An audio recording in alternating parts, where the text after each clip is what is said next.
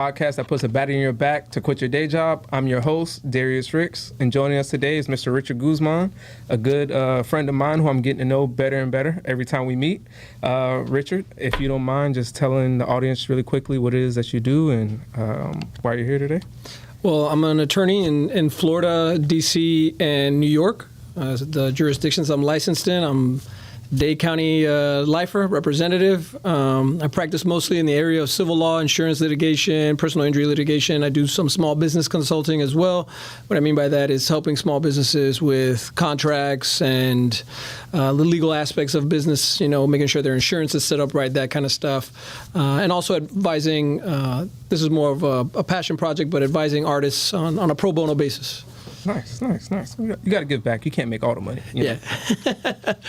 So you touched on it a little bit. So how long have you been running your own practice? Running my own practice since 2020. So COVID, literally January of 2020, I kind of struck out on my own. And in March of 2020, the world shut down. Right. So that was a big curveball that I had to deal with in that respect. But fortunately enough for me, I had kind of lined myself up where I was getting someone else's cases. What I mean by that is an older attorney who didn't want to handle litigation, and I basically worked his cases for him. And so I was able to continue to eat while that was happening, at the same time finding my footing on how to actually grow a law firm, because I came to learn quickly that running a business is different from being a lawyer.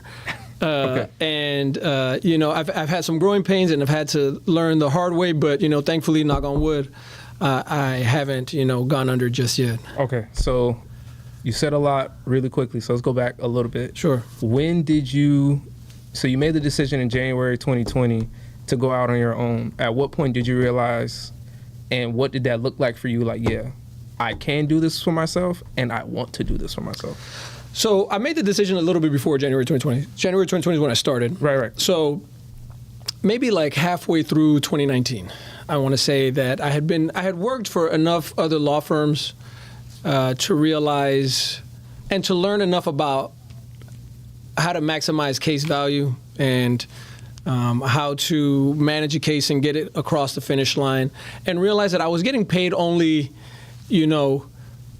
small potatoes compared to sometimes the money that I was actually generating for the firms. And, I'm not saying that in any way to denigrate or to, downplay what those firms did for me, because, they let me eat. It is what it is. You know how to do math. 2 + 2 is 4. Exactly. And, that's the nature of business also, right? They got to pay you a little less than what you're making for them. Otherwise, there is no profit. And that's just the nature of business. I understand that completely. But I was like, well, I think I'm capable enough, intelligent enough, and enterprising enough that maybe I can try to do this on my own and start to build a practice on my own, taking all of the experience and knowledge and all the things that I had already learned from other people and putting it to use for myself.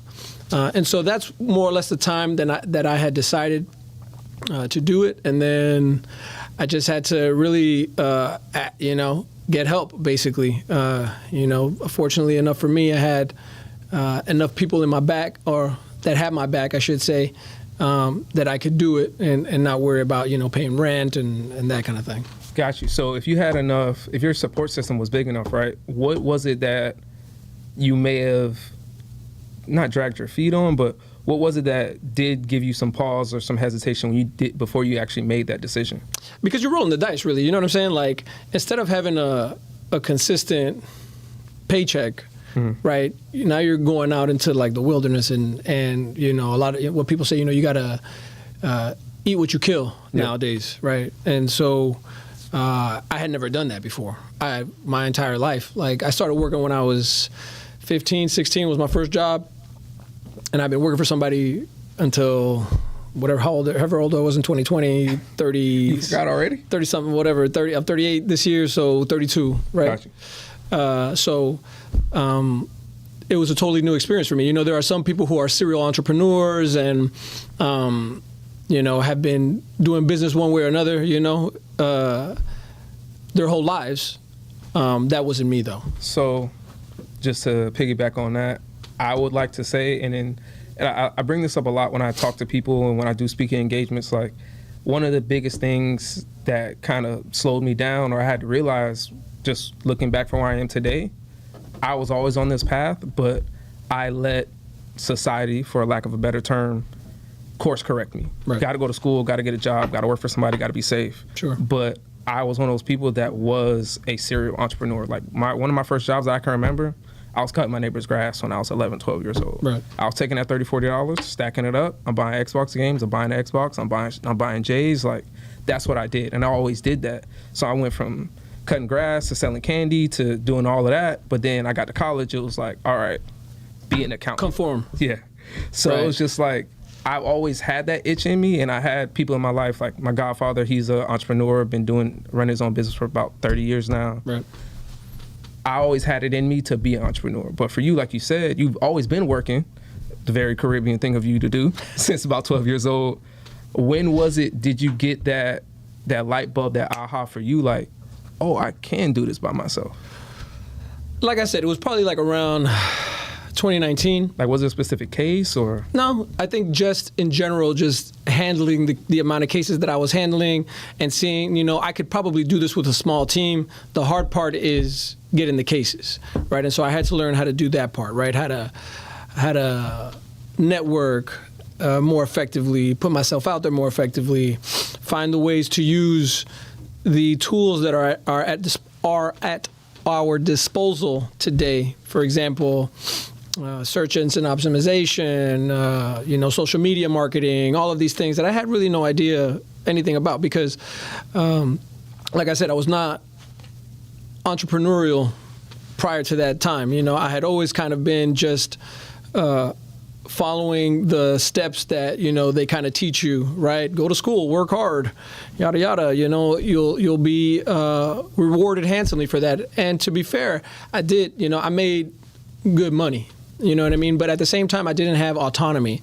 I have personally a very specific outlook and, for lack of a better term, moral compass, right? I like to do things a certain way. I like to run things a certain way. And so long as I'm working for someone else, I can't really tell that person, we should do these things this way because I don't have any control. I don't have any ownership, right? Whereas if I'm doing it on my own, I can choose to do pro bono work for, an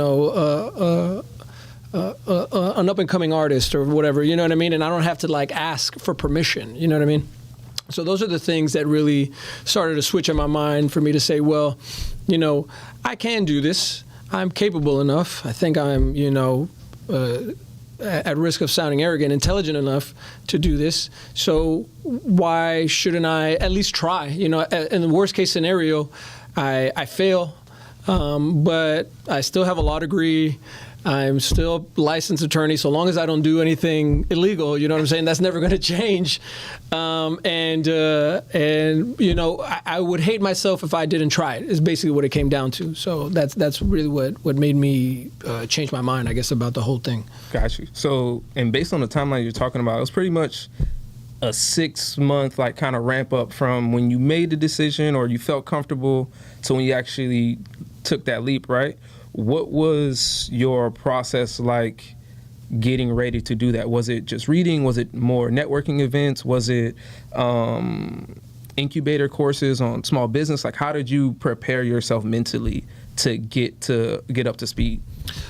Well, first, I'm going to keep it 100%. I was able to secure basically a small business loan from my father-in-law at the time.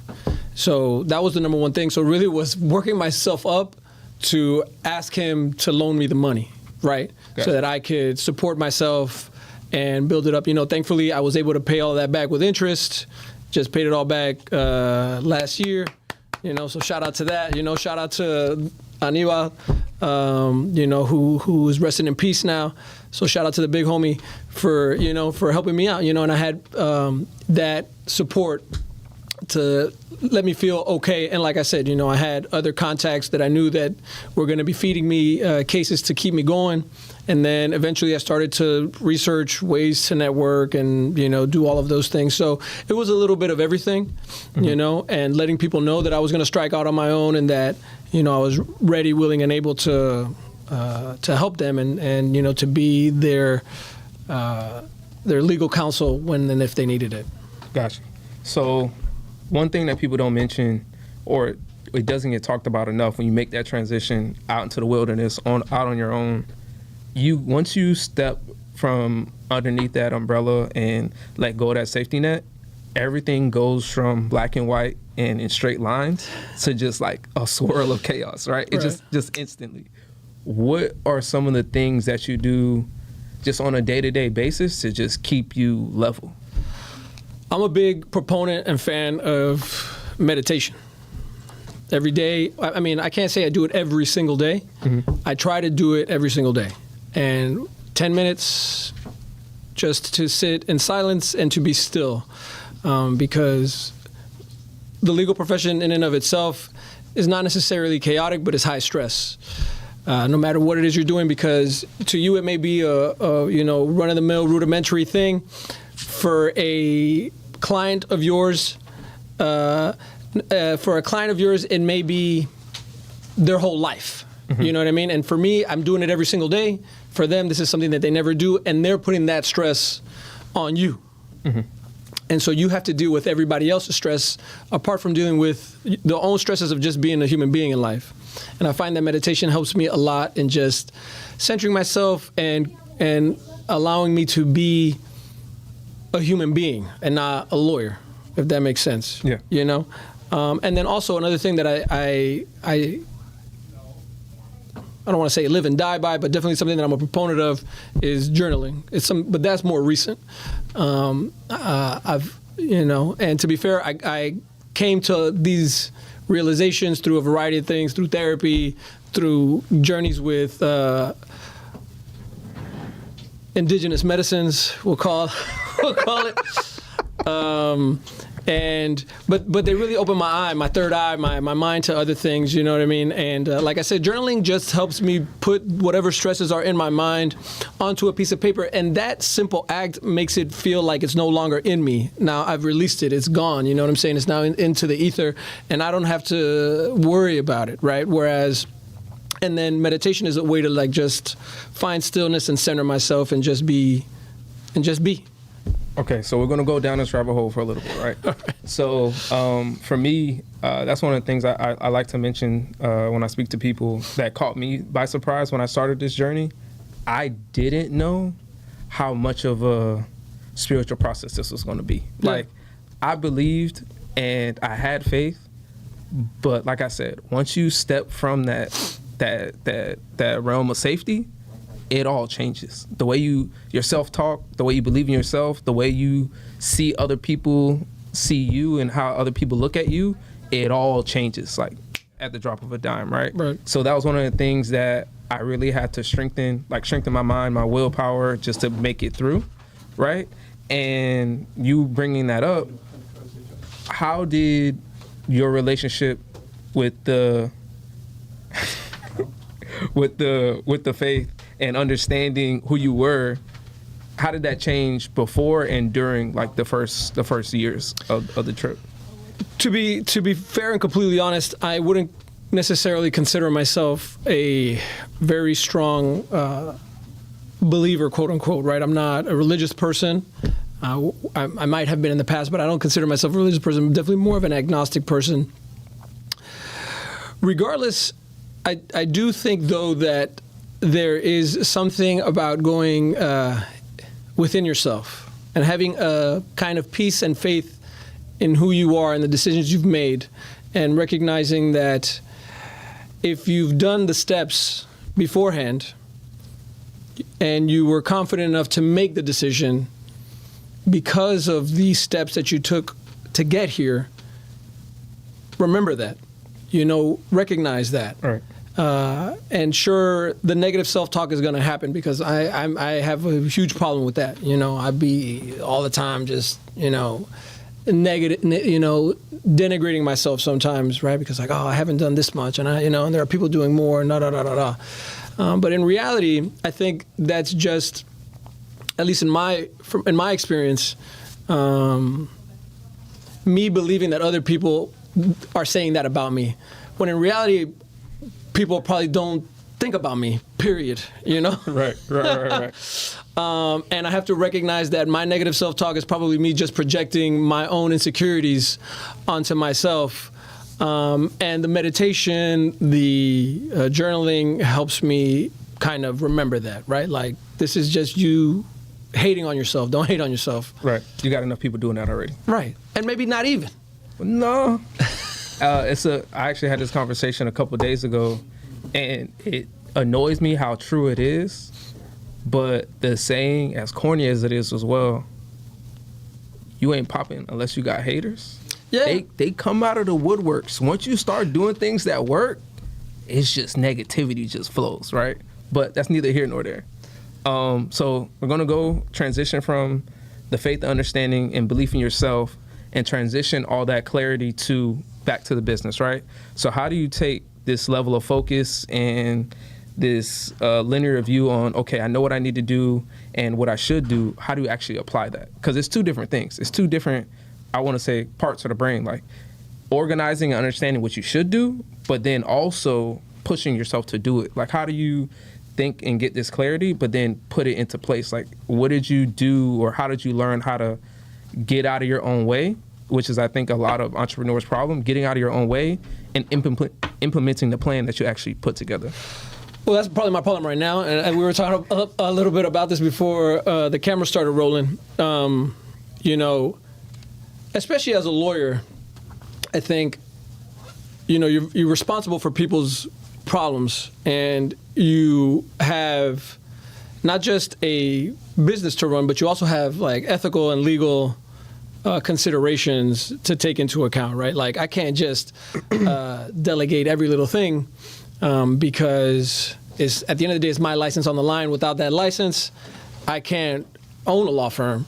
And so for me at least, the hard part is being confident enough to delegate stuff to other people. And, you know, I started doing that, to be fair, very recently. You know, I hung out my shingle and I was just like a one-man show for a while. I realized that this is never going to get me anywhere, right? Like, this is just, you know, I'm going to make enough money to maintain my lifestyle, but I'm not going to be able to grow. Mm-hmm. And so that's been the hardest part for me, is implementing the plan, for lack of a better term, and recognizing that I don't have to do everything. I don't have to pick up every phone call. I don't have to respond to every email. I can hire people to do those things on my behalf.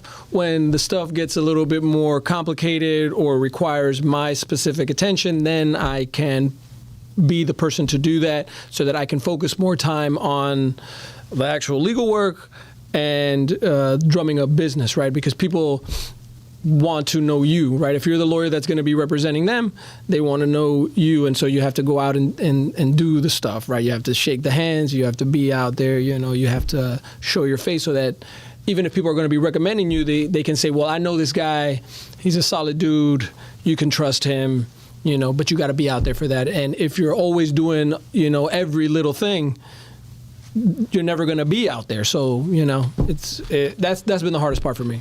Gotcha. Putting my consulting hat on for a second. Go right ahead, man. Free consulting. Definitely, if you aren't, and even if you are, leverage AI. If you're doing it already, leverage it more. Right. Because, like, even when, like you said, there's going to be times where you're going to say stuff's going to come back on your lap because you say it gets too complex. Just plug that into the chat.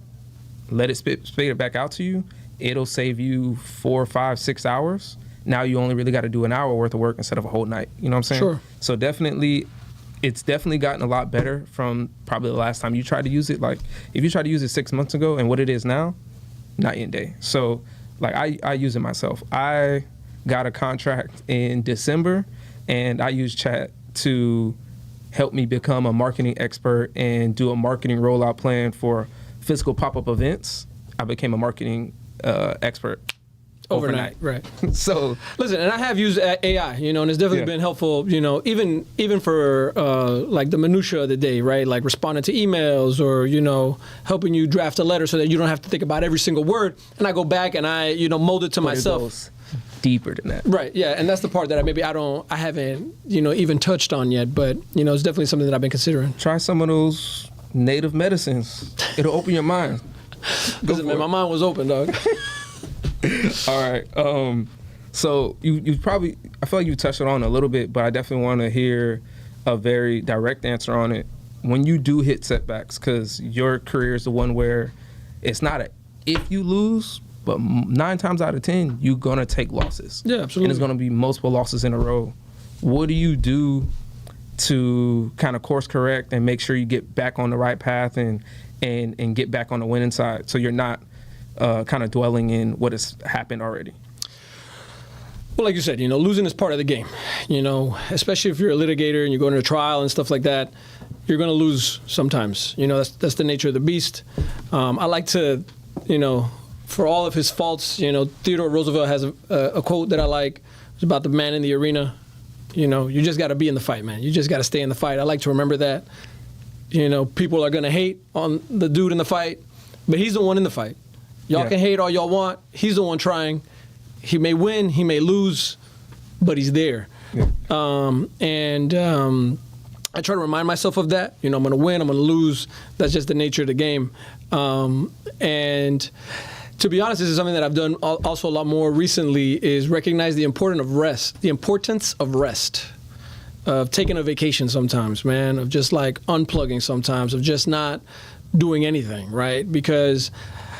And sometimes it really, especially after a loss or, a more stressful situation, I think disconnecting can help you just realign your thought process, right? And not necessarily dwell on it in that moment, because I think your vision in that particular moment may be skewed by your emotions, right? Because if you lose, at least me, I'm a highly competitive person. If I lose, I feel horrible. Like when my teams lose, I hate it. The Hurricanes just lost the national championship game. Couldn't eat, couldn't sleep, huh? I was messed up for a couple of days, I'm looking at a book about the Miami Heat. When the Heat lose, I'm in a bad mood.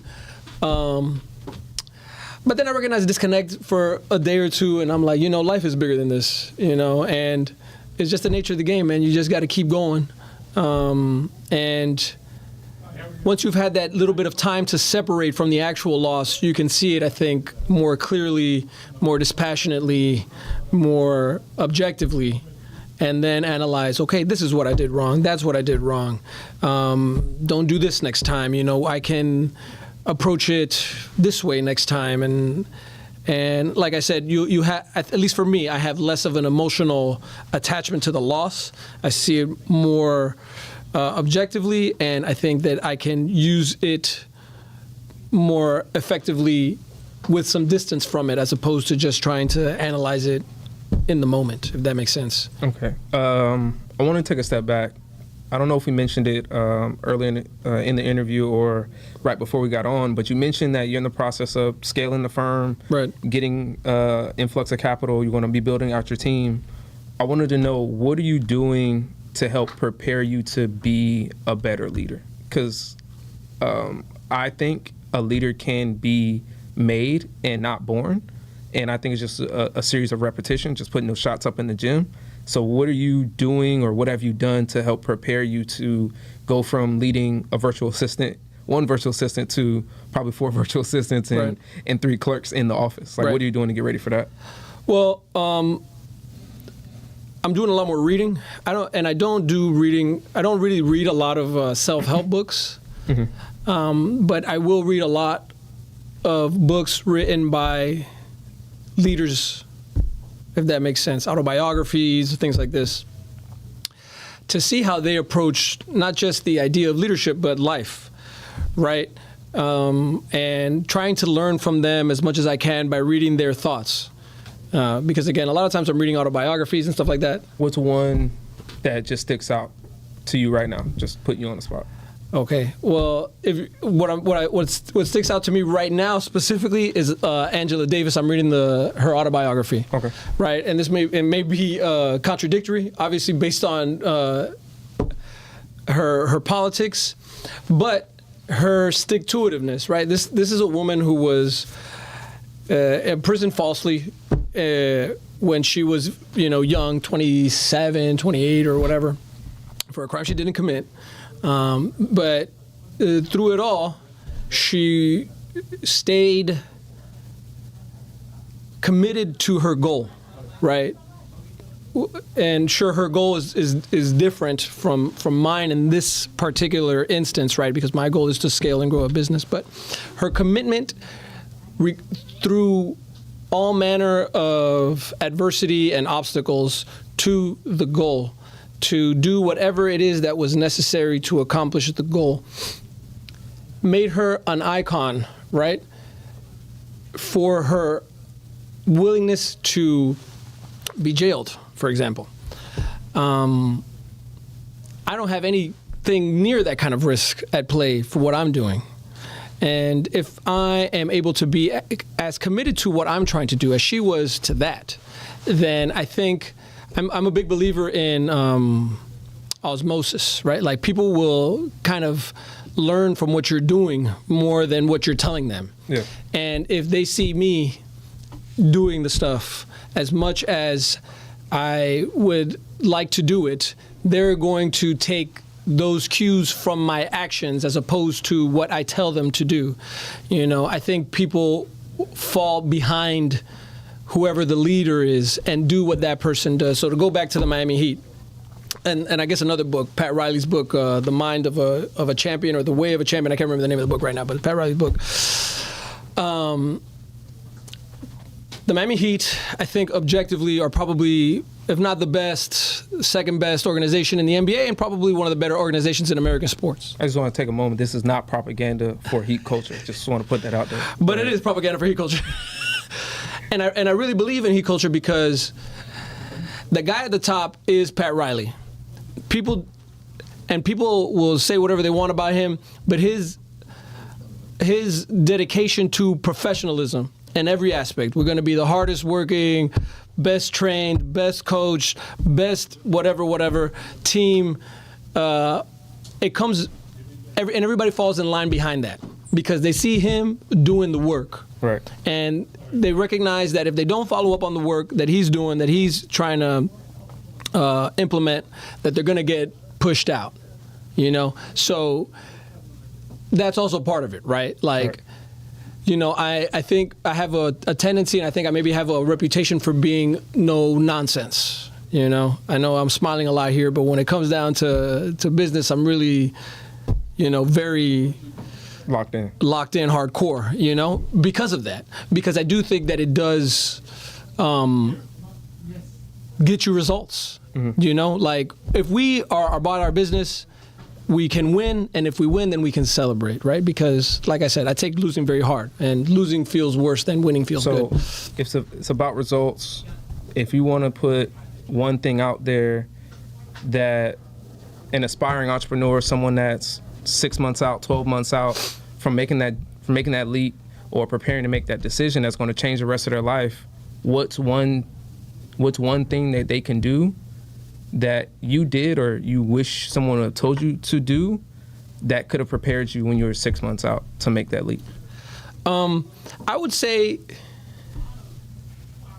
talk to more business consultants. Try to put some money away and pay somebody who builds businesses for a living, and ask them and pay them for their service so you can get the right kind of advice about what are the things you need to do for sure to make sure that first year is going to be as successful as possible. Because I looking back on it, I wish I would have done something like that, right? Just ask somebody, because I think, to be fair, and maybe I was arrogant, I probably was arrogant with it, I was like, this is going to be a piece of cake, you know? I'm going to do this, people like me, you know, I'm going to get business.